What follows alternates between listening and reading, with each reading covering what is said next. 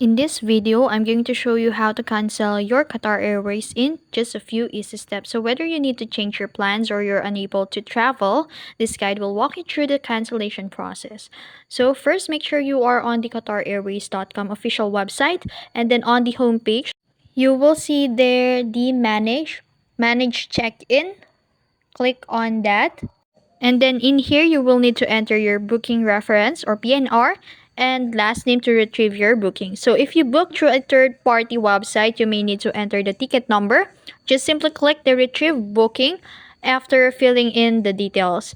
And so assumingly we have a booking here. So once your booking is displayed, review the details to ensure it's the correct one. And then look for the cancel booking options, which should appear if your ticket is eligible for cancellation. Now, after that, click on the cancel booking. You may be asked to confirm your cancellation request and to acknowledge any cancellation fees if applicable. After that, confirm the cancellation and proceed with the necessary steps. And then, depending on the type of ticket you purchase, Qatar Airways will either offer a refund or a travel credit. So, review the refund policy carefully, as some tickets, like non refundable ones, might not be eligible for a full refund.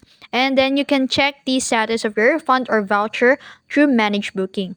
And that's it. That's how you cancel your Qatar Airways tickets. So it's a straightforward process, but make sure to check the cancellation terms beforehand. So if this video helped, don't forget to like, share, and subscribe to the YouTube channel.